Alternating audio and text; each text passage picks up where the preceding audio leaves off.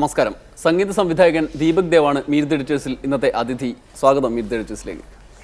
Chronic bachelor മുതൽ ഏറ്റവും ഒടുവിൽ തിലോത്തമ വരെ 40ഓളം സിനിമകളായി.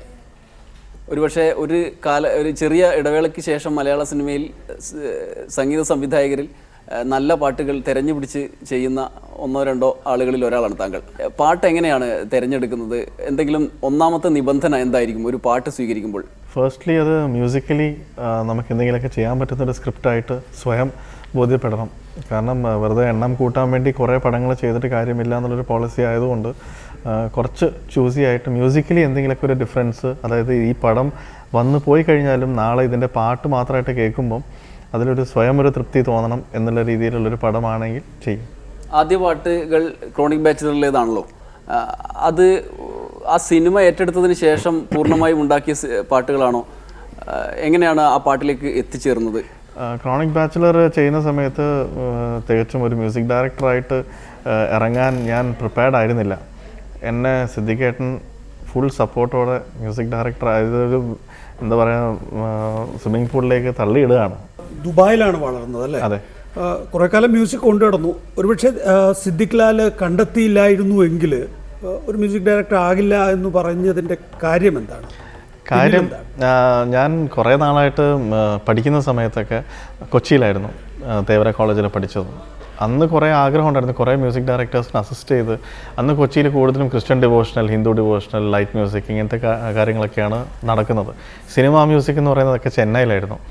അപ്പം കൊച്ചിയിൽ കുറേ ശ്രമിച്ചു. ഞാൻ ആഗ്രഹിക്കുന്ന ഒരു സ്ഥലത്ത് എനിക്ക് എത്താൻ പറ്റാത്തൊരവസ്ഥ കണ്ടപ്പോൾ ഞാൻ പിന്നെ ഒരു സ്റ്റേജ് കഴിയും പറയാമല്ലോ, എല്ലാവരെയും വീട്ടിൽ പ്രഷർ ഉണ്ടാവും, എത്ര നാൾ ഈ സംഗീതം വെച്ചുകൊണ്ട് പോകും, ഒരു ലൈഫ് കൊണ്ടുപോകാനായിട്ടുള്ളൊരു കോൺഫിഡൻസ് സംഗീതം കൊണ്ടുണ്ടോ എന്നുള്ളൊരു ചോദ്യത്തിന് ഉത്തരമില്ലാത്തൊരവസ്ഥ വന്നപ്പോൾ ഞാൻ തന്നെ സംഗീതം സ്വയം വിട്ട് വേറൊരു ജോലിയിലേക്ക് പ്രവേശിക്കുകയായിരുന്നു. സോഫ്റ്റ്വെയർ എഞ്ചിനീയറിംഗ് കഴിഞ്ഞു. കമ്പ്യൂട്ടേഴ്സിലേക്ക് പോകാനായിട്ട് പ്രിപ്പയർഡായിട്ട് ഇരിക്കുമ്പോഴാണ് ഒരു അമേരിക്കൻ ടൂർ വന്ന് സിദ്ദിഖേട്ടൻ ഇങ്ങനെ അമേരിക്കയിലേക്ക് പോകാൻ ഒരു കീബോർഡ് പ്ലെയർ വേണം. അപ്പം അവരുടെ കൂട്ടത്തിൽ അന്ന് ഞാൻ പ്രോഗ്രാമിംഗ് എന്ന് പറയുന്നൊരു കോൺസെപ്റ്റ് കീബോർഡിൽ അന്നാണ് തുടങ്ങുന്നത്. ഈ സീക്വൻസ് ചെയ്യുക, അധികം മ്യൂസീഷ്യൻസിൻ്റെ ഇല്ലാതെ എല്ലാവരുടെയും ജോലി ഒരു കീബോർഡിൽ പ്രോഗ്രാം ചെയ്ത് പോവുക. അപ്പോൾ ഒരു ബഡ്ജറ്റും കൂടി നോക്കിയിട്ടാണ് ഇങ്ങനെ ഒരു കീബോർഡ് പ്ലെയറിനെ അവർ വെക്കുന്നത്. അപ്പം ഞാൻ ആ ടൂറിനെ ശരിക്കും പറഞ്ഞാൽ ആ ട്രിപ്പിനെ അവിടെ വല്ല ജോലി കിട്ടുമോ എന്നും കൂടി നോക്കാനുള്ളൊരു പോക്കായിരുന്നു ഇവിടുന്ന് പോയത്, US സിദ്ദിഖേട്ടൻ്റെ കൂടെ. അപ്പം അങ്ങനെ മ്യൂസിക് ഇവർക്ക് വേണ്ടുന്ന പാട്ടുകളൊക്കെ ചെയ്തു. അവിടെ ചെന്ന് ഇതിൻ്റെ ഒപ്പം തന്നെ അവിടുത്തെ സ്പോൺസർ എനിക്ക് എൻ്റെ ക്വാളിഫിക്കേഷൻസ് കണ്ടപ്പോൾ പുള്ളി പറഞ്ഞ ഒരു കുഴപ്പമില്ല, നമുക്ക് നല്ല ജോലി ഇവിടെ ശരിയാക്കാം. അപ്പോൾ സിദ്ദിഖേട്ടനും ലാലേട്ടനും ഇത് കണ്ടു. അപ്പോൾ ഒരു വെച്ച് എന്താണ് ഇവിടെ വേറെ വല്ല പരിപാടി നടക്കുന്നുണ്ടോ? അപ്പോൾ ഞാൻ പറഞ്ഞു ഇങ്ങനെ സംഗീതം കൊണ്ട് ഞാൻ എല്ലാം വിട്ടിരിക്കുകയായിരുന്നു. അപ്പോഴാണ് നിങ്ങൾ എന്നെ കൊണ്ടുവന്ന് തിരിച്ചിതിലേക്ക് ഒരു ഗാനമേളക്കും കൂടി വായിക്കാം എന്ന് പറഞ്ഞിട്ടാണ് ഈ വിറ്റ കീബോർഡ് ഞാൻ തിരിച്ച് വാങ്ങി ഈ ട്രിപ്പിന് വന്നത്. ഞാൻ ഇനി പോയി കഴിഞ്ഞാലും മ്യൂസിക് ഒന്നും ചെയ്യില്ല, ഞാൻ തിരിച്ച് സോഫ്റ്റ്വെയർ തന്നെ ചെയ്യാൻ പോകുന്നത്. അപ്പോൾ ഇവിടെ വല്ല ജോലി കിട്ടുമോ നോക്കായിരുന്നു എന്ന് പറഞ്ഞു. അപ്പോൾ സിദ്ദിഖേട്ടൻ പറഞ്ഞു അല്ല അതെന്തിനാണ് മ്യൂസിക് വിടുന്നത്? ഞാൻ എൻ്റെ അവസ്ഥ പറഞ്ഞു. ആഗ്രഹവും സ്വപ്നമൊക്കെ ഉണ്ടായിരുന്നു, പക്ഷെ ഒന്നും നടന്നില്ല. ഇത്രയും വർഷം നോക്കിയിരുന്നു. ഇപ്പോൾ സിദ്ദിഖേട്ടൻ പറഞ്ഞു അത് നോക്കിയ സ്ഥലത്തിൻ്റെ ഒരു പ്രശ്നമാണ്. അന്ന് കൊച്ചി എന്ന് പറയുന്നത് ഒരു മെയിൻ സ്ഥലമല്ല, അന്നെല്ലാം ചെന്നൈ ആയിരുന്നു. ഒരു കാര്യം തിരിച്ചു പോയി ചെന്നൈയിലേക്കോ ബോംബെയിലേക്കോ മറ്റേ സ്ഥലം മാറും, എന്നിട്ടൊന്ന് ശ്രമിച്ചു നോക്കും. എന്നിട്ടും ശരിയായില്ലെങ്കിൽ ദീപുവിനെ ഇതേ സ്പോൺസർ പറഞ്ഞ ജോലിക്ക് ഞാൻ പറഞ്ഞിട്ട് വിസയൊക്കെ എടുപ്പിച്ച് കൊണ്ടുവരാൻ. ഇപ്പോൾ കരിയറിൽ തൃപ്തിയുണ്ടോ? അന്ന് US അല്ലെങ്കിൽ വേറൊരു രാജ്യത്ത് സോഫ്റ്റ്വെയർ എഞ്ചിനീയർ ആയിരുന്നുവെങ്കിൽ ഇതിനേക്കാൾ നന്നായിരുന്നു എന്ന് ഇപ്പോൾ പിന്നീട് എപ്പോഴെങ്കിലും ആലോചിക്കുമ്പോൾ തോന്നിയിട്ടുണ്ടോ? ഞാൻ ഒരുപക്ഷെ സോഫ്റ്റ്വെയർ എഞ്ചിനീയർ ആയിരുന്നെങ്കിൽ മനസ്സിൻ്റെ ഉള്ളിൽ ഒരു സന്തോഷത്തോടെ ആയിരിക്കില്ല വേറൊരു ജോലി ചെയ്യുന്നത്. കാരണം ഞാൻ ആഗ്രഹിച്ചത് അതല്ല, ഇതായിരുന്നു. സിനിമയിലെ തുടക്കകാലം മുതൽ തന്നെ സൂപ്പർ ഹിറ്റുകളാണ് പല പാട്ടുകളും സിനിമകളും. അതിൻ്റെ ഒരു പ്രഭയിൽ വീണുപോകുക എന്നുള്ളത് സ്വാഭാവികമായി പലർക്കും സംഭവിക്കുന്നതാണ്. താങ്കളാണെങ്കിൽ 15 കൊല്ലം ശരാശരി ഒരു ദിവസം ഒരു വർഷം 3-4 മാക്സിമം ഇത്രയും പടങ്ങളാണ് ചെയ്തിട്ടുണ്ടാവുക. ഈ ഒരു സജീവതയിൽ നിൽക്കാതെ കുറച്ച് സിനിമകൾ നല്ല പാട്ടുകൾ എന്നുള്ള ലക്ഷ്യത്തോടെയാണോ പോകുന്നത്, അതോ സെലക്റ്റീവാണോ? സത്യം പറഞ്ഞാൽ ഇത് ഞാൻ കുറച്ച് സെലക്റ്റീവാണ്, വേറൊന്നും കൊണ്ടല്ല. ഇത് ഞാൻ വിട്ട ഒരു തൊഴിൽ എനിക്ക് ദൈവമായിട്ട് കൊണ്ടുവന്ന് തന്നതാണ്. എനിക്കിഷ്ടമുള്ള എൻ്റെ ഒരു ആഗ്രഹം മനസ്സിലാക്കി.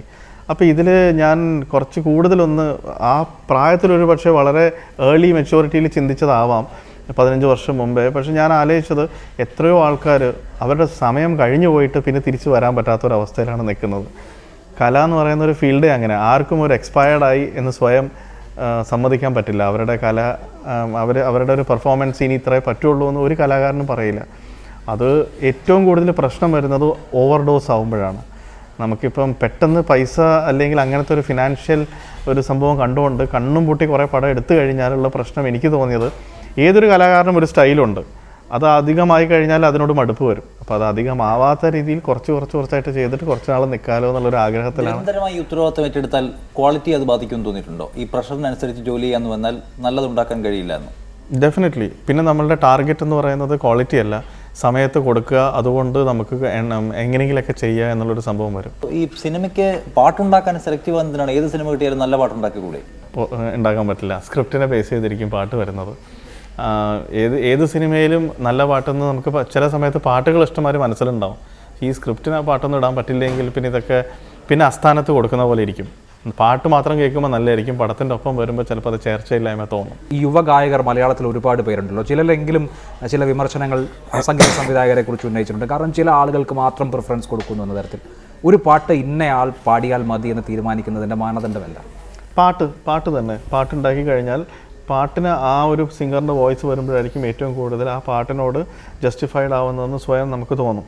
അപ്പം അങ്ങനെ തോന്നുമ്പോഴാണ് ഒരു പാട്ടുകാരനെ നമ്മൾ മനസ്സിൽ വയ്ക്കുന്നത്. അത് ആ ഒരു പാട്ടുകാരനോട് ഫേവററ്റിസം കാണിച്ചുകൊണ്ടല്ല, ഫേവർ ചെയ്തുകൊണ്ടല്ല, അത് നാച്ചുറൽ. അതിൽ ഗായകരുടെ പരാതി, സംഗീത സംവിധായകർക്ക് അങ്ങോട്ട് പണം കൊടുക്കാമെന്ന് ഓഫർ ചെയ്യുന്ന ഗായകർ പോലും ഉണ്ട് എന്നൊരു ഗായിക ഒരിക്കൽ ഇതേ പരിപാടിയിൽ തന്നെ പറയുകയുണ്ടായി. അങ്ങനെ ഒരു പക്ഷപാതിത്വം അല്ലെങ്കിൽ സംഗീത സംവിധായകനെ പ്രീതിപ്പെടുത്തേണ്ടി വരിക, അയാളുടെ ആളാകേണ്ടി വരിക തുടങ്ങിയത് ഗായകർ നേരിടേണ്ടി വരുന്നുണ്ടോ? എനിക്കങ്ങനെ ആരും പണം കാണിച്ചിട്ട് പണം തരാം, എനിക്കൊരു പാട്ട് തരണം എന്ന് ആരും ഇതുവരെ പറഞ്ഞിട്ടില്ല. അതുകൊണ്ട് ആ പറഞ്ഞതിൽ എത്രത്തോളം സത്യമുണ്ടെന്ന് എനിക്ക് അറിയില്ല. പക്ഷേ ഇതൊന്നും പണം കിട്ടിയാൽ നമുക്ക് കിട്ടാവുന്നതല്ല അംഗീകാരം. ചില ഗ്രൂപ്പ് ഓഫ് ആളുകൾ മാത്രമേ പാടിയാലേ ശരിയാവൂ എന്ന് ആ കാലമൊക്കെ കഴിഞ്ഞില്ലേ? ഇപ്പം പരമാവധി അത് കഴിഞ്ഞു. പണ്ടൊക്കെ എന്ന് വെച്ചാൽ ഒരു പാട്ട് വിൽക്കുന്ന സമയത്ത് ഒരു പാട്ട് ഉണ്ടാക്കി കഴിഞ്ഞാൽ ഒരു റെക്കോർഡ് കമ്പനിക്ക് കൊടുക്കുമ്പം ഇതിൽ എത്ര പാട്ട് യേശുദാസ്, എത്ര പാട്ട് MG ശ്രീകുമാർ, എത്ര പാട്ട് ചിത്ര, എത്ര പാട്ട് സുജാത, ഈ 4 പേരുകൾ നോക്കിയിട്ടാണ് ഇതിനെന്ത് വില ഇടണം എന്ന് തീരുമാനിക്കുന്നത്. ഇന്ന് അങ്ങനെയല്ല.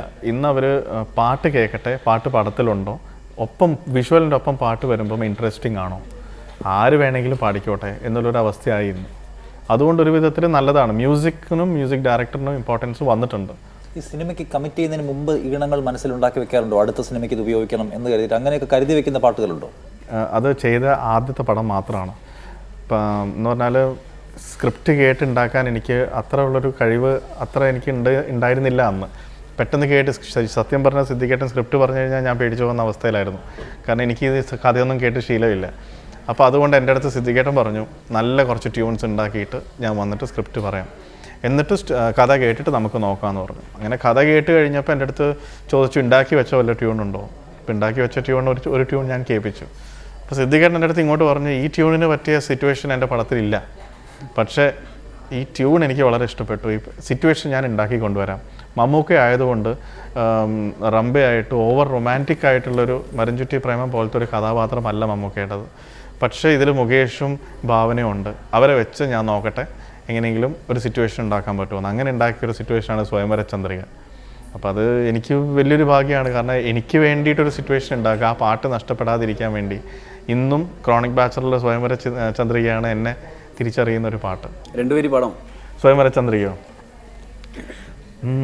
സ്വയംവര ചന്ദ്രികേ സ്വർണമണിമേഘമേ ഹൃദയരാഗദൂത് പറയാമോ,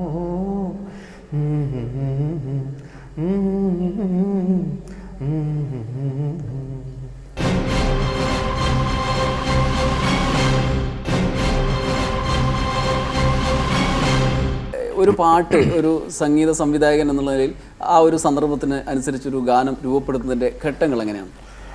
സിറ്റുവേഷൻ ആദ്യം കേൾക്കും, ഒരു ഫുൾ സ്ക്രിപ്റ്റായിട്ട് അല്ലെങ്കിൽ 1 ലൈനായിട്ട് കേൾപ്പിച്ചു തരും. അത് കേട്ട് കഴിഞ്ഞാൽ ഈ സിറ്റുവേഷൻസിൽ എവിടെയൊക്കെയാണ് പാട്ട് വരിക എന്ന് കൃത്യമായിട്ട് പറഞ്ഞുതരും. കാരണം ചില സമയത്ത് ചില പടത്തിൻ്റെ ഫസ്റ്റ് ഹാഫിൽ ചെയ്യാൻ കുറച്ചും കൂടി ലിബർട്ടി ഉള്ള ഒരു ടെമ്പോ സെക്കൻഡ് ഹാഫിൽ ചെയ്താൽ ചിലപ്പം ഡേഞ്ചറാണ്. പടത്തിൻ്റെ ഒരു ടെമ്പോ ഉണ്ടല്ലോ, അവരുടെ ഒരു ഗ്രാഫ് മനസ്സിൽ. അപ്പോൾ അതുകൊണ്ട് ആ പാട്ട് പടത്തിൻ്റെ ഏത് പൊസിഷനിലാണ് വരുന്നതെന്ന് കൃത്യമായിട്ട് ചോദിക്കും. അതിനനുസരിച്ചുള്ളൊരു മൂഡ് സെറ്റ് ചെയ്യും. അപ്പം പാട്ട് വരുമ്പോൾ പണ്ടത്തെ ഒരു കോൺസെപ്റ്റ് ഉണ്ടായിരുന്നു, പാട്ട് കേൾക്കുമ്പം പുറത്തു പോകുന്ന ഒരു ശീലം ഉണ്ടാവരുത്, ആളെ ഇരുത്തുന്ന പാട്ടായിരിക്കണം എന്നാണ് ഡയറക്ടേഴ്സ് പറയുന്നത്. അപ്പോൾ അതുകൊണ്ട് സ്ക്രിപ്റ്റ് കേട്ട് കഴിഞ്ഞ് സിറ്റുവേഷൻസ് കേട്ട് അതിനനുസരിച്ച് ഉണ്ടാക്കി കഴിഞ്ഞിട്ടായിരിക്കും മിക്കവാറും ലിറിക് ആരാന്ന് ചിന്തിക്കുന്നത്. ഫസ്റ്റ് ട്യൂൺ മാത്രമായിരിക്കും ചെയ്യുന്നത്. പിന്നെ ആ ലിറിക് റൈറ്ററും കൂടി വന്ന് ലിറിക്കും പാട്ടും ഒരുമിച്ച് വന്നു കഴിഞ്ഞാൽ ഈ പാട്ടിൻ്റെ ഒരു ഷേപ്പ് കറക്റ്റായിട്ട് മനസ്സിലാവും. പിന്നെ ഇതിൽ ആര് പാടിയാൽ നല്ലതായിരിക്കും എന്നുള്ളൊരു തീരുമാനം വന്ന് സിംഗർ ലാസ്റ്റാണ് വരുന്നത്. ഇതിനോടൊരു ഊർജ്ജം പലതരത്തിലായിരിക്കുമല്ലോ. ചിലതിന് കൂടുതൽ ടെൻഷൻ അടിച്ച് കൂടുതൽ സമയം ചെലവിട്ട് ചെയ്യുന്ന പാട്ടുകളുണ്ടാവും, അല്ലാത്തവയും ഉണ്ടാവും. താങ്കൾക്ക് അതിൻ്റെ ജനങ്ങൾ അത് സ്വീകരിക്കുന്നതിൽ എന്തെങ്കിലും വ്യത്യാസം തോന്നിയിട്ടുണ്ടോ? എല്ലാത്തിനും ഒരേ പ്രാധാന്യമാണോ? നിങ്ങൾ വിചാരിക്കുന്നത് പോലെ തന്നെയുള്ളൊരു സ്വീകാര്യത ഓരോ പാട്ടിനും കിട്ടാറുണ്ടോ? ആദ്യത്തെ പടം ഇറങ്ങിയപ്പം നല്ല അഭിപ്രായങ്ങളും ഉണ്ടായിരുന്നു. ചില ആൾക്കാർ പറഞ്ഞു ഇത് ഒരു പടം ആർക്ക് വേണമെങ്കിലും ചെയ്യാം, മ്യൂസിക്കാലിറ്റി അതിലൊന്നും തോന്നിയിട്ടില്ല. അതൊരു പക്ഷേ ഡയറക്ടർ സിദ്ദിഖും മമ്മൂട്ടി ഹീറോ ആയതുകൊണ്ട് ആ ഒരു ഓളത്തിൽ അത് ആയിപ്പോയതായിരിക്കും. നിലനിൽപ്പ് ഉണ്ടാവണമെന്നുണ്ടെങ്കിൽ നല്ല ട്യൂൺസ് ഉണ്ടാവണം. നല്ല ട്യൂൺസ് അത്ര അങ്ങ് പ്രൂവ് ചെയ്യാൻ സാധിച്ചിട്ടില്ല എന്നൊരു അഭിപ്രായം ഉണ്ടായിരുന്നു ക്രോണിക് ബാച്ചിലർ കഴിഞ്ഞപ്പം. അപ്പോൾ അതുകൊണ്ട് സെക്കൻഡ് ഫിലിമിൽ കറക്റ്റ് അഭിപ്രായം അറിയാം എന്നുള്ളൊരു എന്താ പറയുക ആസിഡ് ടെസ്റ്റ് പോലെ ഇങ്ങനെ കുറേ ആൾക്കാർ വെയിറ്റ് ചെയ്യുന്നുണ്ടായിരുന്നു. അതുകൊണ്ട് തന്നെ സെക്കൻഡ് ഫിലിം ഞാൻ ചെയ്യാൻ കുറച്ചധികം ടൈം എടുത്തു. കാരണം നല്ല ട്യൂൺസ് ഉള്ള നല്ല സ്റ്റോറി നോക്കിയിട്ട് ചെയ്യാൻ പറ്റുന്ന സ്റ്റോറി നോക്കി ചെയ്യാം. അങ്ങനെ കുറേ ടൈം എടുത്തിട്ടാണ് സിംഫണി എന്ന് പറയുന്ന ഫിലിം ചെയ്തത്. അതിൽ ഇന്നും എൻ്റെ കരിയറിൽ നോക്കുകയാണെങ്കിൽ എൻ്റെ ഫേവറേറ്റ് ട്യൂൺസ് സിംഫണിയിലാണുള്ളത്. പക്ഷേ ഈ പറഞ്ഞ ഒരു എക്സാമ്പിളാണ് അവിടെ സംഭവിച്ചത്. ഇത്രയൊക്കെ സമയമെടുത്ത് ചിന്തിച്ചിട്ടൊരു ട്യൂൺ ഉണ്ടാക്കിയാലും ഓരോ പടത്തിനും ഓരോ ജാതകമുണ്ട്. അത് വർക്കൗട്ട് ആയില്ലെങ്കിൽ പിന്നെ നമ്മൾ ഈ ചെയ്യുന്നതിനൊന്നും ഒരു കാര്യമില്ല. അപ്പം അതുകൊണ്ട് പക്ഷെ പടം അഥവാ പരാജയപ്പെടുകയാണെങ്കിൽ തന്നെ മ്യൂസിക് ജീവിച്ചിരിക്കാറില്ലേ? ഇന്ന് പറ്റും. കാരണം റേഡിയോസ് വളരെ സ്ട്രോങ് ആണ്. അന്ന് റേഡിയോ എന്ന് പറയുന്ന ഒരു സംഭവം അത്രയില്ല. ഇന്നിപ്പോൾ ഞാനൊരു ഉദാഹരണത്തിന് പറഞ്ഞാൽ എൻ്റെ വേറൊരു പടമാണ് സരോജ് കുമാർ, പത്മശ്രീ ഡോക്ടർ സരോജ് കുമാർ. അത് പടം അത്ര അങ്ങ് വിജയിച്ചില്ല. ഉദയനാണ് താരത്തിൻ്റെ സീക്വലായിട്ട് ഇറങ്ങിയത്. പക്ഷേ ഇന്നും മൊഴികളും മൗനങ്ങളും എന്നുള്ളൊരു പാട്ട് എനിക്കൊരു റെക്കഗ്നീഷൻ തന്നിട്ടുണ്ട്. എങ്ങനെയാണ് ഗായകരെയും ഗായികമാരെയും ഒക്കെ തിരഞ്ഞെടുക്കുന്നത് ദീപക് ദേവ്? എന്താണ് അതിൻ്റെ ഒരു മാനദണ്ഡം? ഈ വരുന്ന സിംഗർ ഞാൻ ആരെയോ വെക്കുന്നത് വെച്ചാൽ അവർക്ക് അവരുടേതായ ഒരു ഒറിജിനാലിറ്റി ഉള്ളൊരു വോയിസ്. ഇപ്പം ഒരു പുവർ മാൻസ് യേശുദാസ് എന്ന് പറയുന്ന വേറൊരു സിംഗറിനെ നോക്കാതെ ഇപ്പം അവരുടേതായ ഒരു ഐഡൻറ്റിറ്റി ഉള്ളൊരു വോയിസ്, ആ ശബ്ദം കേൾക്കുമ്പോൾ തന്നെ ഈ ഒരു പാട്ടുകാരനാണ് എന്ന് തിരിച്ചറിയുന്ന ഒരു വോയിസ് ആവണമെന്ന് എനിക്ക് എപ്പോഴും ഒരു ആഗ്രഹം, ഒരു നിർബന്ധമുണ്ട്. കാരണം അങ്ങനെ വന്നു കഴിഞ്ഞാൽ മാത്രമേ ആ ഒരു പാട്ടിന് അതിൻ്റെതായ ഒരു ഐഡൻറ്റിറ്റി കിട്ടുള്ളൂ. അത് ഞാൻ നോക്കും. അങ്ങനെ എനിക്ക് നോക്കുകയാണെങ്കിൽ ഇപ്പം നമ്മുടെ കാർത്തിക്, ഹരിചരൺ സിംഗേഴ്സൊക്കെ ഇൻഡിവിജ്വാലിറ്റി ഉള്ള വോയിസസ് ആണ്. ഒരു ഗായകനും പാട്ടും സിങ്ക് ചെയ്തത് ദീപക് ദേവിനെ സംബന്ധിച്ചിടത്തോളം ഏതിലാണ് ഏറ്റവും പെർഫെക്റ്റായി? പെർഫെക്റ്റ് എന്ന് പറഞ്ഞാൽ ഇപ്പം ഞാൻ പറഞ്ഞ സിംഗേഴ്സ് എല്ലാം എൻ്റെ മനസ്സിൽ ഞാൻ ഈ സിംഗർ പാടിയാൽ കറക്റ്റാണെന്ന് തോന്നിയിട്ടുണ്ടെങ്കിൽ അവർ പാടുന്നതിന് മുമ്പേ തന്നെ എൻ്റെ മനസ്സിൽ അത് ഞാൻ കേട്ടിട്ടുണ്ട്. ഫൈനൽ പ്രോഡക്റ്റ് ഇപ്പം ഞാനൊരു പാട്ട്, ഞാൻ തന്നെയാണ് പ്രോഗ്രാമർ, ഞാൻ തന്നെയാണ് എഞ്ചിനീയറിങ്ങും ചെയ്യുന്നത് എൻ്റെ പാട്ടിൻ്റെ സൗണ്ട് എഞ്ചിനീയറിങ്. അതുകൊണ്ട് തന്നെ മിക്ക പാട്ടും ഞാൻ തുടങ്ങുമ്പോൾ തന്നെ അതിൻ്റെ ഫൈനൽ കളർ എന്തായിരിക്കണം എന്നുള്ള മനസ്സിൽ ഞാൻ കേൾക്കും. പിന്നെ അതിനോട് ആ ടാർഗറ്റ് അച്ചീവ് ചെയ്യാനായിട്ടാണ് ഓരോന്ന് ഞാൻ വായിക്കുന്നതും ഓരോന്ന് ചെയ്യുന്നതും. അതിലൊന്നാണ് ആ സിംഗറിൻ്റെ വോയിസും. അപ്പോൾ ആ സിംഗർ പാടുന്നതിന് മുമ്പ് തന്നെ വന്നു കഴിഞ്ഞാൽ എനിക്കറിയാം ഈ വോയിസ് വന്നു കഴിഞ്ഞാൽ ഭയങ്കര അത്ഭുതം തോന്നാറില്ല. അത്ഭുതം തോന്നുന്നത് ഞാൻ പ്രതീക്ഷിക്കാത്തൊരു സിംഗർ വന്ന് പാടി എക്സ്ട്രീംസ് ഉണ്ടാവും. ചിലപ്പോൾ ഞാൻ പ്രതീക്ഷിച്ചതിനേക്കാളും വേറെ ലെവലിലേക്ക് പാട്ടെത്തിക്കും, വളരെ നന്നായി. അല്ലെങ്കിൽ ഞാൻ എക്സ്പെക്ട് ചെയ്തതിനേക്കാളും വളരെ മോശമായി പോകും. അങ്ങനെ വരുന്നത് കമ്പോസിങ്ങും സൗണ്ട് എഞ്ചിനീയറിങ്ങും ഒന്നിച്ച് ചെയ്യുന്നതുകൊണ്ടുള്ള ഗുണങ്ങൾ ഞാനിപ്പോൾ പറഞ്ഞ ഗുണം, തുടക്കം ഞാനൊരു മനസ്സിൽ ട്യൂൺ മാത്രമായിട്ട് കേട്ട് കഴിഞ്ഞാലും അതിൻ്റെ ഫൈനൽ പ്രോഡക്റ്റ് എങ്ങനെയാണെന്ന് എൻ്റെ മനസ്സിൽ ഞാൻ കേൾക്കും. പിന്നെ എനിക്ക് അതിനോട് ആ ഒരു ടാർഗറ്റ് അച്ചീവ് ചെയ്യാൻ എന്ത് ചെയ്യണമെന്ന് എനിക്കറിയാം. കാരണം എൻ്റെ കയ്യിലാണ് എല്ലാം ഇരിക്കുന്നത്. കീബോർഡ് ആണെങ്കിലും ഓർക്കസ്ട്രേഷൻ ആണെങ്കിലും ഡ്രമ്മിങ് ആണെങ്കിലും സൗണ്ട് എഞ്ചിനീയർ ആണെങ്കിലും CD-യിൽ അടിച്ചു കൊടുക്കുന്നത് ഞാൻ തന്നെയാണ് ഫൈനൽ. അപ്പോൾ ഇതെല്ലാം ഒരുമിച്ച് ചെയ്യുന്നതുകൊണ്ട് എവിടെ ഇതിന് പ്രശ്നം പറ്റിയെന്ന് പിടിക്കാനുള്ളൊരു കറക്റ്റ് ഹോൾഡ് കയ്യിലുണ്ടാവും.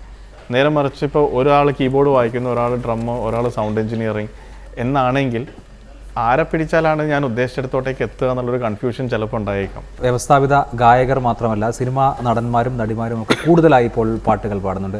അതൊരു സിനിമയുടെ കച്ചവട വിജയത്തിന് വേണ്ടി അങ്ങനെ അവരെ കൊണ്ട് പാടിക്കാൻ സംഗീത സംവിധായകർ നിർബന്ധിതരാകുന്നതാണോ, അല്ലെങ്കിൽ അവർ പാടിയാൽ അത് ഏറ്റവും നന്നാകുമെന്ന് തോന്നുന്നത് കൊണ്ടാണ്? പണ്ടൊക്കെ എന്ന് പറഞ്ഞാൽ പാട്ടിൽ അത്യാവശ്യം ഒരു 80% കഴിവുണ്ടെങ്കിൽ മാത്രമേ ഈ സിംഗറിന് നിലനിൽക്കാൻ പറ്റുള്ളൂ എന്നുള്ളൊരു കാലഘട്ടം ഉണ്ടായിരുന്നു. ഇന്ന് പാട്ടൊരു 50% കിട്ടുകയാണെങ്കിൽ ബാക്കി 50%, അതായത് ശ്രുതി ശരിയാക്കാം, താളം ശരിയാക്കാം, ഭാവം എന്ന് പറയുന്ന ഒരൊറ്റ കാര്യമാണ് ഇന്ന് സിംഗറിൻ്റെ അടുത്ത് നമ്മൾ ആവശ്യപ്പെടുന്നത്. അതായത് ഒരു ബേസിക് ശ്രുതിയിൽ പാടി കിട്ടിയാൽ മതി. അതുകൊണ്ട് വെറുതെ സംസാരിച്ചിട്ടാൽ അതുവരെ ഈ അടുത്ത് പാട്ടാക്കിയിട്ടുണ്ട്. അത് സംസാരിച്ച് അത് കീബോർഡിൽ കൂടി വായിക്കുമ്പോൾ അതിനെ പാട്ടായിട്ട് ഞാനൊരു സംഭവം ചെയ്തിട്ടുണ്ട്. അതൊരു എക്സ്പെരിമെൻ്റലായിട്ട് ചെയ്തതാണ്. എന്തായിരുന്നു അത് ഇനി വരാൻ പോകുന്ന ഒരു പടത്തിലുണ്ട്. Hello hello mike testing 1 2 3 hello hello എന്ന് പറയുന്ന ഒരു വോയിസ് മൈക്ക് ടെസ്റ്റ് ചെയ്യുന്നതാണ്. ഈ ഹലോ ഹലോ മൈക്ക് ടെസ്റ്റിംഗ് എന്ന് വെച്ചാൽ എടുത്തിട്ട് ഹലോ ഹലോ മൈക്ക് ടെസ്റ്റിംഗ് എന്നുള്ളൊരു സംഭവമായി മാറ്റും. അപ്പോൾ അതായത് വെറുതെ സംസാരിച്ചാലും അതിനെ നമുക്ക് ട്യൂണായിട്ട് ചെയ്യാമെന്ന് അതൊരു കോമഡി ആയിട്ട് തന്നെയാണ് കാണിക്കുന്നത്. അല്ലാതെ അയാളെ കൊണ്ട് പാടാൻ പറ്റാത്തതുകൊണ്ട് അങ്ങനെ ചെയ്യിപ്പിച്ചതല്ല. അതുപോലെ തന്നെയാണ് ഗായകരുടെയും സംഗീത സംവിധായകരുടെയും ഒക്കെ മക്കളും ബന്ധുക്കളും ഒക്കെ പാടുന്നുണ്ട്. അല്ല, ഒരിക്കലും ഗായകരുടെ അല്ലെങ്കിൽ മക്കൾ, അല്ലെങ്കിൽ ഇപ്പോൾ ഗായകരുടെ മക്കൾ എന്ന് പറയുന്നത് ദാസങ്ങളുടെ മകനാണ് വിജയ് യേശുദാസ്, സുജാതയുടെ മകളാണ് ശ്വേത. അപ്പോൾ ഇവരാരും അങ്ങനെ ഒരു 50% പോലും കപ്പാസിറ്റി ഇല്ലാത്ത സിംഗേഴ്സ് അല്ല. ഇവർക്കൊക്കെ വേണ്ടുന്ന 80% കയ്യിലുണ്ട്. അവർ വരുന്നത് ഡെഫിനറ്റ്ലി ഹാർഡ് വർക്കും. ശ്വേതക്കൊക്കെ വേണമെങ്കിൽ ശ്വേത പാടിയത് എൻ്റെ പടത്തിൽ തന്നെ ലയൺ എന്ന് പറയുന്ന പടത്തിലാണ് ആദ്യമായിട്ട് പാടിയത്. അതിൻ്റെയും ഒരു 6 വർഷം മുമ്പേ വേണമെങ്കിൽ ശ്വേതയ്ക്ക് പാടാമായിരുന്നു. പക്ഷെ ആ അച്ഛനും ആ അമ്മയൊക്കെ എന്ന് പറഞ്ഞാൽ സമയമായിട്ടില്ല. ഞങ്ങളുടെ മക്കളെന്ന് പറഞ്ഞ് വരുമ്പം അഭിമാനപൂർവ്വം വരണമെങ്കിൽ ഇനി ഒരു 5-6 വർഷം പഠിച്ചിട്ട് ഇറങ്ങിയാൽ മതി. പക്ഷേ ടെക്നോളജി ഇത്രത്തോളം മുന്നോട്ട് വന്നപ്പോൾ കൂടുതൽ ആളുകൾക്ക് പാടാനും പറ്റി, വേണ്ടത്ര കഴിവ് അല്ലെങ്കിൽ 80% കഴിവില്ലാതെയും എന്നുകൂടി ഉണ്ട് അതിലർത്ഥം. ഡെഫിനറ്റ്ലി അതിൻ്റെ വിവരം അറിയുന്നത് ഇവരൊക്കെ സ്റ്റേജ് കയറുമ്പോഴാണ്. സ്റ്റേജ് കയറുന്ന സമയത്ത് അത് കറക്റ്റായിട്ട് അപ്പോൾ പിച്ച് കറക്ഷൻ ഇപ്പോഴെപ്പോഴും സ്റ്റേജിലും വന്നു തുടങ്ങി പിച്ച് കറക്ഷൻ. പക്ഷേ സ്റ്റേജിൽ ജനങ്ങളുടെ മുമ്പേ ലൈവായിട്ട് പാടുമ്പോൾ അത്യാവശ്യം സ്റ്റുഡിയോയിൽ നന്നായിട്ട് പാടാൻ പറ്റാത്ത ഒരാളാണെങ്കിൽ സ്റ്റേജിൽ അത് റിപ്രൊഡ്യൂസ് ചെയ്യാൻ പറ്റില്ല. അവിടെയാണ് ഈ സിംഗേഴ്സിന് കൂടുതലും തിരിച്ച് കിട്ടുന്നത്. ചില പടങ്ങൾ എന്തുകൊണ്ടാണ് ബാക്ക്ഗ്രൗണ്ട് സ്കോർ മാത്രം ചെയ്യുന്നത്? ബാക്ക്ഗ്രൗണ്ട് സ്കോർ മാത്രം എന്ന് പറയുന്നത് ചിലപ്പോൾ ആ പടത്തിൽ പാട്ടുണ്ടാവില്ലായിരിക്കും, അല്ലെങ്കിൽ ആ പടത്തിൽ ബാക്ക്ഗ്രൗണ്ട് സ്കോർ മാത്രം ചെയ്ത 2 പടമാണ് ഇതുവരെ ഉള്ളത്. ഒന്ന് സിദ്ദിഖേട്ടൻ്റെ ലേഡീസ് ആൻഡ് ജെൻറ്റിൽമാൻ, ഒന്ന് ലാലേട്ടൻ്റെ കോബ്ര. അത് രണ്ടും അബ്നോർമൽ കേസസാണ് എനിക്ക്. കാരണം അവർ രണ്ടുപേരെന്ന് പറഞ്ഞാൽ എനിക്ക് അവർ ഡയറക്ടേഴ്സ് അല്ല, എൻ്റെ ഗോഡ് ഫാദേഴ്സ് പോലെയാണ്. അപ്പോൾ അവരുടെ പ്രോജക്റ്റ് എന്ന് പറയുമ്പം ഞാൻ ഡെഫിനറ്റ്ലി വേണ്ടുന്ന എല്ലാ രീതിയിലും ഞാനത് കോഓപ്പറേറ്റ് ചെയ്ത് അവർക്ക് ബാക്ക്ഗ്രൗണ്ട് സ്കോർ മാത്രം മതി എന്ന് പറഞ്ഞാൽ അതും ചെയ്തിട്ടുണ്ട്. പാട്ട് ചെയ്യുന്നവർ തന്നെ പശ്ചാത്തലം കൂടി ചെയ്യുക എന്നുള്ളതല്ലേ ഒരു സിനിമയുടെ ഒരു മികവിന് എപ്പോഴും നന്നായിരിക്കുക? ഒരു സംശയമില്ല, അത് തന്നെയാണ് അതിൻ്റെ ശരി. അതിൽ തന്നെയാണ് ഞാനും വിശ്വസിക്കുന്നത്. പാട്ട് ചെയ്യുന്ന ആൾ തന്നെ ബാക്ക്ഗ്രൗണ്ട് സ്കോർ ചെയ്യുമ്പം ഈ പറഞ്ഞ കോർത്ത് കൊണ്ടുപോകാൻ പറ്റുമെല്ലാം. ഉറുമിയെ പോലുള്ള ഒരു വലിയ ഉറുമിയൊക്കെ അവതരിപ്പിക്കുമ്പോൾ ആ നിലയിലാണല്ലോ വന്നിട്ടുള്ളത്. ഒരുപക്ഷെ അത്രയും വലിയ വിജയമായിട്ടില്ല എങ്കിൽ തന്നെയും ഉറുമി വലിയൊരു പ്രൊജക്റ്റായിരുന്നു. അതിൽ ആ ഉറുമിയുടെ പശ്ചാത്തല സംഗീതത്തിനാണ് എനിക്ക് ആ വർഷത്തെ സ്റ്റേറ്റ് അവാർഡും കിട്ടിയത്. എങ്ങനെയാണ് ഉറുമി ഒരു വലിയൊരു ചലഞ്ചിങ് പ്രൊജക്റ്റായിരുന്നു? ചലഞ്ചിങ് ആയിരുന്നു. കാരണം ആ പ്രോജക്റ്റ് ഉറുമി എന്ന് പറയുന്ന പ്രോജക്റ്റിലെ പാട്ടുകൾ ചെയ്തതുപോലത്തെ ഒരു ഫോക്ക് ടച്ച് അല്ലെങ്കിൽ അധികം ഇലക്ട്രോണിക്സ് പാടില്ല എന്നുള്ള ടൈപ്പ് പ്രോജക്റ്റൊന്നും ഞാൻ അതിന് മുമ്പേ ചെയ്തിട്ടില്ല. ആ പ്രോജക്റ്റ് തികച്ചും അവർക്ക് ഇലക്ട്രോണിക്സ് എന്ന് പറയുന്ന ഒരു കോൺസെപ്റ്റ് പുറത്ത് കേൾക്കാൻ പാടില്ല. അതായത് ഹെവി ഇലക്ട്രോണിക്സ് ഉണ്ട്, സാമ്പിളിങ്ങും കാര്യങ്ങളൊക്കെ ഉണ്ടെങ്കിൽ കൂടെ അത് കൂടുതലും ഒരു നാച്ചുറലായിട്ട് തോന്നിക്കുന്ന രീതിയിലുള്ളൊരു ഔട്ട്പുട്ടാണ് ഡിമാൻഡ് ചെയ്തത് സ്ക്രിപ്റ്റ്. വയനാടുള്ള കുറേ നാടൻ ഇൻസ്ട്രുമെൻറ്റ്സ് വായിക്കുന്ന മ്യൂസീഷ്യൻസ് ഇതിനു വേണ്ടി ചെന്നൈയിൽ വന്നു. അവരുടെ മ്യൂസിക് അവരെടുത്തുനിന്ന് കുറേ കേട്ടു, അവരെങ്ങനെയാണ് പെർഫോം ചെയ്യുന്നത്. പിന്നെ ചില ആൾക്കാർക്ക് വെറുതെ വായിക്കാൻ പറ്റും, സ്റ്റുഡിയോയുടെ അകത്ത് കയറിയിരിക്കുമ്പം അവർക്ക് റെക്കോർഡിംഗ് വരുന്ന സമയത്ത് അത് കറക്റ്റായിട്ട് വരുന്നില്ല, കാരണം അവർക്കത് ശീലമില്ലാത്തതുകൊണ്ട്. അപ്പോൾ അങ്ങനത്തെ ഇൻസ്ട്രുമെൻറ്റ്സ് അവരെ കൊണ്ട് വായിപ്പിച്ച് അത് സാമ്പിൾ ചെയ്ത്, അതായത് ലൈവായിട്ട് തന്നെ അവരെ കൊണ്ട് വായിപ്പിച്ച് സാമ്പിൾ ചെയ്ത് അത് കീബോർഡിൽ റിപ്രൊഡ്യൂസ് ചെയ്താണ് ചെയ്തത് ഉറുമിയിൽ. ഇപ്പോൾ ഈ സിനിമയിൽ മാത്രമേ കോൺസെൻട്രേറ്റ് ചെയ്യുന്നുള്ളൂ സംഗീതത്തിൻ്റെ കാര്യത്തിൽ? വേറെ മേഖല സിനിമയല്ലാതെ ലൈവ് ഷോസ് ഇപ്പോൾ ഇഷ്ടം പോലെ ചെയ്യുന്നുണ്ട്, കോൺസേർട്സ്. ലൈവ് ഷോസിൻ്റെ ഒരു ഫീല് ഭയങ്കര ഒരു ഇൻട്രസ്റ്റിംഗ് ആയിട്ട് തോന്നിയിട്ടുണ്ട്. കാരണം ഈ സിനിമയിൽ ചെയ്ത് ഹിറ്റായി കിട്ടിയിരിക്കുന്ന പാട്ടുകൾ സ്റ്റേജിൽ പെർഫോം ചെയ്യുമ്പം ആൾക്കാർ കൂടെ പാടുമ്പോഴോ അല്ലെങ്കിൽ അവർക്ക് നമ്മളെ പാട്ട് കേൾക്കുമ്പോൾ, ഒരു പാട്ട് തുടങ്ങുമ്പോൾ തന്നെ വരുന്ന കയ്യടി കേൾക്കുമ്പോൾ കിട്ടുന്നൊരു സന്തോഷം വേറെ തന്നെയാണ്. അത് ഈ സ്റ്റുഡിയോയുടെ 4 ചുമരിൻ്റെ അകത്ത് ഇരുന്നാൽ കിട്ടാറില്ല.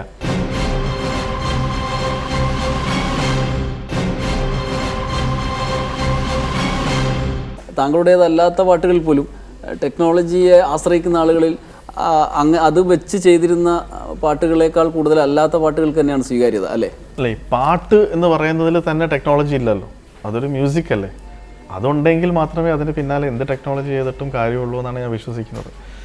കുറേ നാൾ കഴിഞ്ഞിട്ട് നമുക്ക് കേൾക്കാൻ തോന്നണമെങ്കിൽ അതിൽ മ്യൂസിക് ഉണ്ടാവണം. ഈ മുൻഗാമികളിൽ മലയാള സിനിമയിലെ മഹാന്മാരായ സംഗീത സംവിധായകരുണ്ടല്ലോ, താങ്കളെ വല്ലാതെ ആകർഷിച്ച, ഒരു ആരാധന തോന്നുന്ന നിലയിലേക്ക് എത്തിച്ച ആരൊക്കെയാണ് അവർ? മലയാള സംഗീതത്തിൽ ഉള്ള മിക്ക മ്യൂസിക് ഡയറക്ടേഴ്സും വേറെ ലെവലിൽ തന്നെ നിൽക്കുന്ന മ്യൂസിക് ഡയറക്ടേഴ്സ്. അവരെയൊക്കെ വെച്ച് എന്നെ തന്നെ എനിക്ക് കമ്പയർ ചെയ്യാൻ പോലും ഒരു യോഗ്യത ഫീൽ ചെയ്തിട്ടില്ല എൻ്റെ ഒരു വർക്കിൽ. കാരണം ഒരു ഡിവൈൻ ആയിട്ടുള്ളൊരു മ്യൂസിക്കായിട്ട് എനിക്ക് പലപ്പോഴും രവീന്ദ്രൻ മാസ്റ്റർ ആണെങ്കിലും ജോൺസൺ മാസ്റ്റർ ആണെങ്കിലും ദേവരാജൻ മാസ്റ്റർ ആണെങ്കിലും ഔസേപ്പച്ചൻ സാർ ആണെങ്കിലും ഇവരുടെയൊക്കെ പാട്ടുകൾ എനിക്ക് ഡെഫിനറ്റ്ലി ഇന്നും ഞാൻ കേൾക്കുമ്പോൾ എനിക്ക് അതിൻ്റെ അകത്ത് പലതും പഠിക്കാനായിട്ട് യൂസ് ചെയ്യാൻ പറ്റാറുണ്ട്. അപ്പോൾ അതുകൊണ്ട് അവരുടെ music is A totally different league. പിന്നെ അവരുടെ മ്യൂസിക്കിൽ കൂടുതൽ നേറ്റിവിറ്റി ഉണ്ടായിരുന്നു. മലയാളി തനിമ എന്ന് പറയുന്നൊരു കാര്യം അത് എന്നും ആഗ്രഹിക്കുന്ന ഒരു കാര്യമാണ്. അത് ഞാൻ കഴിയുന്നതും എൻ്റെ പാട്ടിൽ ഇപ്പം നേരത്തെ പറഞ്ഞല്ലോ പിച്ച് വെച്ച നാൾ, അതിലും ഞാൻ ഈ നേറ്റിവിറ്റി കൊണ്ടുവന്നതുകൊണ്ടാവാം ഒരു പക്ഷേ എനിക്ക് അത് ഭയങ്കരമായിട്ട് സ്പെഷ്യലായിട്ട് തോന്നുന്നത്. എന്തൊക്കെ തന്നെ ടെക്നോളജിയും ന്യൂ ജനറേഷൻ എന്ന് പറഞ്ഞാലും നമ്മളുടെ ഒരു ഭാഷയുടെ ഒരു തനിമ അതിൻ്റെ അകത്ത് വരികയാണെങ്കിൽ അതിന് തന്നെയായിരിക്കും എക്കാലവും ഒരു മനസ്സിലിരിക്കുന്നൊരു സുഖം. തിലോത്തമ ഇപ്പം ഞാൻ ചെയ്ത പാട്ട് തിലോത്തമയിൽ അതിൽ ഒരു ഡിവോഷണൽ സോങ് ഉണ്ട്, ഒരു മെലഡി സോങ് ഉണ്ട്, ഒരു നാടൻ പാട്ടുണ്ട്. പക്ഷെ ആദ്യം കയറി ഒരു ദിവസത്തിൽ തന്നെ 1.5 ക്ലിക്ക് യൂട്യൂബിൽ 1.5 ലക്ഷം ക്ലിക്ക് വന്നത് അടിപൊളി പാട്ടിനാണ്, ക്ലബ് സോങ്ങിന്. പക്ഷെ അത് കുറച്ച് കഴിഞ്ഞാൽ ചിലപ്പം ക്ലബ് സോങ്ങിൽ നിന്നും ആ ഒരു ഡിവോഷണൽ സോങ്ങോ മെലഡി സോങ്ങിലൊക്കെ ആൾക്കാർ വന്നേക്കാം. കരളിൻ്റെ ഉദയനാണ് താരത്തില്ലേ അല്ലേ? എന്തുകൊണ്ടാണ് വിനീതിനെ കൊണ്ട് അത് ശ്രീനിവാസന്റെ ശബ്ദമായിട്ടൊരു സാമ്യം ഉണ്ടാക്കാൻ വേണ്ടിയാണ്? വിനീത് അതിൻ്റെ കമ്പോസിങ് സമയത്ത് എപ്പോഴും ആ പ്രദേശത്ത് ഉണ്ടായിരുന്നു. ശ്രീനി ചേട്ടൻ സ്ക്രിപ്റ്റ് എഴുതുമ്പോൾ ശ്രീനി ചേട്ടൻ്റെ കൂടെ എന്തെങ്കിലുമൊക്കെ ആവശ്യത്തിന് വിനീത് വരും ശ്രീനി ചേട്ടനെ കാണാനോ. അപ്പോൾ അങ്ങനെ വന്നു കഴിഞ്ഞ സമയത്ത് ഞാനിങ്ങനെ ചോദിച്ചു, വിനീത് പാടിയിട്ടില്ലേ? വിനീത് പാടിയിട്ടുണ്ട്. അപ്പം ഇത് ലിറിക്സ് കൈതപ്രം തിരുമേനി എഴുതിക്കൊണ്ടിരിക്കുന്ന സമയത്ത് വിനീത് പറയാതെ അറിയാതെ ജസ്റ്റ് ആ ഒരു സിറ്റുവേഷനിൽ പാടി കേൾക്കാൻ എങ്ങനെ ഉണ്ടാകുന്നത് വിനീതിന് ഞാൻ കൊടുത്തു. വിനീതിൻ്റെ ശബ്ദം കേട്ട് കഴിഞ്ഞ് കണ്ണുപൂട്ടി നോക്കുമ്പോൾ എവിടേക്കോ ശ്രീനി ചേട്ടനെ വല്ലാതെ എനിക്ക് കണക്ഷൻ ഫീൽ ചെയ്യുന്നുണ്ട്. പിന്നെ വിനീതിൻ്റെ അടുത്ത് കരള എന്നുള്ളൊരു പാട്ട് പാടിപ്പിക്കാൻ നോക്കിയപ്പോൾ പെർഫെക്റ്റ് ആയിരുന്നു. കാരണം അതിൽ ശ്രീനി ചേട്ടനാണ് അഭിനയിക്കുന്നത്, ഹ്യൂമറുണ്ട്. അപ്പോൾ വിനീതിൻ്റെ വോയിസ് വളരെ എക്സ്പ്രസീവാണ്. അതിൽ വിനീതും റിമി ടോമിയും വന്നു കഴിഞ്ഞപ്പോൾ കറക്റ്റ് ശ്രീനി ചേട്ടനും മീനിയായിട്ടുള്ളൊരു കോമ്പിനേഷൻ കിട്ടും തോന്നി. അങ്ങനെയാണ് വിനീതിനെ വെക്കുന്നത്. ശ്രീനിവാസനോട് ചോദിച്ചിട്ടാണോ അത് ചെയ്തത്? അതെ, ശ്രീനി ചേട്ടന് ഒട്ടും താല്പര്യം ഉണ്ടായിരുന്നില്ല.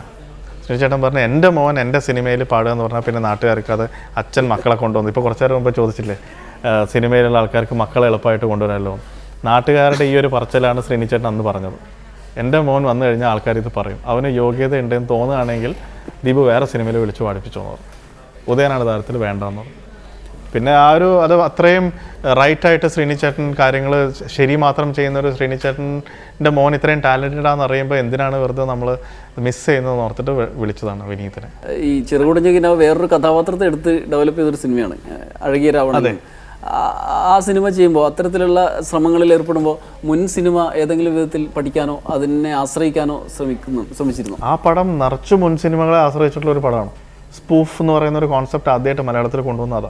അഴകിയ രാവണൻ എന്ന മുൻ സിനിമയിലെ സംഗീതത്തെ ആശ്രയിച്ചിട്ടാണോ ഇത്? അത് ഞാൻ ചോദിച്ചു സ്ക്രിപ്റ്റ് എഴുതിയ പ്രവീണിൻ്റെ അടുത്തും അതിൻ്റെ ഡയറക്ടർ സന്തോഷിൻ്റെ അടുത്തും, അഴകിയ രാവണൻ എന്നുള്ളൊരു സിനിമേനെ ഞാൻ റെഫർ ചെയ്യേണ്ട ആവശ്യമുണ്ടോ? അപ്പോൾ അവർ പറഞ്ഞു അഴകിയ രാവണൻ എന്ന് പറഞ്ഞ സിനിമയിലുള്ള ഒരു കഥാപാത്രത്തെ മാത്രമേ എടുത്തിട്ടുള്ളൂ. ഈ കഥാപാത്രത്തിനായിട്ടൊരു തീം ആ പടത്തിലില്ല. അങ്ങനെ ഇല്ലാത്തടത്തോളം കാലം പിന്നെ ആ പടത്തിൽ നിന്നും ഒന്നും എടുക്കണമെന്നില്ല. പിന്നെ അതിനെങ്ങനെയാണ് ആ സ്പൂഫിന് എങ്ങനെയാണ് ഒരു സംഗീത സംവിധായകൻ എന്നുള്ള നിലയിൽ ദീപക് ദേവ് കണ്ടത്? ഒരു സീൻ കാണിക്കുമ്പോൾ ഈ സീൻ ഇന്ന പടത്തിനെ റെഫർ ചെയ്തുകൊണ്ടാണ് കാണിക്കുന്നത് എന്ന് അവിടെ രജിസ്റ്റർ ആവണം. അത് രജിസ്റ്റർ ആവണമെങ്കിൽ ആ പടത്തിലെ മ്യൂസിക്, ഇപ്പം ഒരു കല്യാണ സീൻ, ചെറുക്കനും പെണ്ണും പന്തലിരിക്കുന്നു. അപ്പോൾ പെണ്ണ് ആഗ്രഹിക്കുന്നത് പെണ്ണ് സ്നേഹിക്കുന്ന ആൾ വന്ന് രക്ഷപ്പെടുത്തുമോ? ഈ കല്യാണം ഇവർക്ക് മനസ്സില്ലാതെ മനസ്സുകൊണ്ട് നടത്തുന്നൊരു കല്യാണം. അപ്പോൾ അടുക്കള പണിക്കാരൊക്കെ തലയിൽ ഇതും വെച്ച് പോകുമ്പം അവൾ ഒരു നിമിഷത്തേക്ക് അത് മറ്റേ ഗോഡ് ഫാദറിലെ മുകേഷ് ആയിരുന്നെങ്കിലോ എന്ന് ആഗ്രഹിക്കുന്നുണ്ട്. അപ്പോൾ നമ്മൾ പൂക്കാലം എന്നുള്ളൊരു മ്യൂസിക് അവിടെ ഇട്ടു. ഈ പാത്തോസിൻ്റെ ഒക്കെ ഇടയിൽ പൂക്കാലം എന്നിടുമ്പം അവിടെ ഒരു പൊട്ടിച്ചിരിയായിട്ട് മാറുകയാണ് ആ ഒരു സിറ്റുവേഷൻ. അപ്പോൾ അതാണ് നമ്മൾ ഈ വിത്ത് റെഫറൻസ് ടു വേറൊരു ഫിലിം എന്ന് പറഞ്ഞത്. അങ്ങനെ പല സിറ്റുവേഷൻസ് ഉണ്ട്. ഫസ്റ്റ് ടൈം ഒരു ഹീറോയിനെ കാണുമ്പം പെട്ടെന്ന് കാറ്റുണ്ടാവും, കയ്യിലുള്ള കടലാസൊക്കെ പറന്നു പോവും. ഇതൊക്കെയാണ് ഒരിടക്കുള്ള മലയാള സിനിമയിലൊക്കെ first love at first sight എന്ന് പറഞ്ഞത്. അപ്പോൾ ഏറ്റവും കൂടുതൽ ഒരു ഫസ്റ്റ് സൈറ്റിൽ ആൾക്കാർക്ക് കണക്ട് ചെയ്യാൻ പറ്റുന്ന ഒരു ഹീറോ എന്ന് വെച്ചാൽ നമുക്ക് പറഞ്ഞു ലാലേട്ടൻ്റെ മുകുന്ദേട്ട സുമിത്ര വിളിക്കുന്നു. മുകുന്ദേട്ടനും സുമിത്രയും നേരിട്ട് കാണുമ്പോൾ ഓർമ്മകൾ ഓടിക്കളിക്കുക എന്നുള്ളൊരു പാട്ട് അവിടെ ചെയ്ത് കഴിഞ്ഞാൽ അത് ഏറ്റവും ആപ്റ്റാണ്. അപ്പോൾ അങ്ങനെ പല പടങ്ങളെയും നമ്മൾ റെഫറൻസ് ആയിട്ട് നോക്കി ആൾക്കാർക്ക് കറക്റ്റായിട്ട് മനസ്സിലാവാൻ വേണ്ടി. പക്ഷേ അതിലുണ്ടായ ഒരു രസം എന്താ വെച്ചാൽ ഇതെല്ലാം ചെയ്ത് കഴിഞ്ഞ് വന്നു കഴിഞ്ഞപ്പം ആൾക്കാർ പറഞ്ഞത് സ്പൂഫ് എന്ന് പറഞ്ഞൊരു കോൺസെപ്റ്റ് എന്ന ആൾക്കാർക്ക് അത്ര അങ്ങ് കിട്ടിയിട്ടില്ല, എസ്പെഷ്യലി നമ്മളുടെ ഓഡിയൻസിന്. അവർ പറഞ്ഞു ഏതൊക്കെയോ വേറെ പടത്തിലെ സീൻ മാതിരിയൊക്കെ തോന്നി, കണ്ടു കഴിഞ്ഞപ്പോൾ അത് ഒറിജിനാലിറ്റി കുറവ് തോന്നി എന്ന് പറഞ്ഞു. അപ്പോൾ പിന്നെ ഈ ചെയ്ത എഫേർട്ട് മുഴുവൻ വെറുതെ ആയി. ദീപകിന് തലശ്ശേരിയിലാണ് ജനനം അല്ലേ, അതോ അച്ഛനും അമ്മയും തലശ്ശേരിയാണ്, ജനനം തലശ്ശേരിയല്ല. അല്ല. അപ്പോൾ തലശ്ശേരിക്കാരൻ സാധാരണ ഇതിൽ മ്യൂസിക്കിന് വളരെ പ്രാധാന്യമുള്ളൊരു ചെറു നഗരമാണ് നമ്മളെ തലശ്ശേരി എന്ന് പറയുന്നത്. എങ്ങനെയാണ് അത് സ്വാധീനിച്ചിട്ടുള്ളത്? തലശ്ശേരി ഏറ്റവും കൂടുതൽ എൻ്റെ ഡാഡിയും അമ്മയും തലശ്ശേരി ആയതുകൊണ്ട് അവരടുത്ത് നിന്ന് അവർക്ക് ഇഷ്ടമുള്ള പാട്ടുകൾ, അവർ കേൾക്കാൻ ആഗ്രഹിക്കുന്ന പാട്ടുകളാണ് എൻ്റെ കുട്ടിക്കാലത്ത് മുഴുവൻ ഞാൻ കേട്ടത്. അതുകൊണ്ട് ഇഷ്ടം പോലെ പഴയ മുഹമ്മദ് റഫി പാട്ടുകൾ, പൊതുവേ നോർത്ത് കേരള എന്ന് പറയുമ്പോഴേ ഹിന്ദി പാട്ടുകൾ കൂടുതൽ ഇൻഫ്ലുവൻസ് ചെയ്തിട്ടുണ്ട്. അപ്പോൾ ഡാഡിയും അതേപോലെ മുഹമ്മദ് റഫി, കിഷോർ കുമാർ, അങ്ങനത്തെ ആ ഒരു ഇഷ്ടം പോലെ പാട്ടുകൾ വീട്ടിലിട്ട് കേട്ടിട്ടുണ്ട്. ഒരു നോർത്ത് കേരള ടേസ്റ്റ്, ഗസൽസ് കുറേ കേട്ടിട്ടുണ്ട്. അമ്മയച്ഛനും അങ്ങനെ ഒരു അന്തരീക്ഷം വീട്ടിൽ ബാല്യകാലത്ത് തന്നെ ഒരുക്കി തന്നിരുന്നു. അതെ, ദുബായിലായിരുന്നെങ്കിൽ കൂടെ വീട്ടിൽ അവർ സ്ട്രിക്റ്റ് ആയിട്ട് ഇങ്ങനത്തെ കുറേ കാര്യങ്ങളായിരുന്നു ഫോളോ ചെയ്തിരുന്നത്. മലയാളം സംസാരിക്കുക, പിന്നെ മലയാളം ഒരു നമ്മളുടെ ടേസ്റ്റിനോടുള്ള കാര്യങ്ങൾ കേൾക്കുക. വളരെ നന്ദി ഇത്രയും നേരം മീറ്റ് ദി എഡിറ്റേഴ്സിൽ ചെലവഴിച്ചത്. Okay, thank you so much. Thank you. അടുത്ത ആഴ്ച മറ്റൊരു അതിഥിയുമായി വീണ്ടും കാണാം. നമസ്കാരം.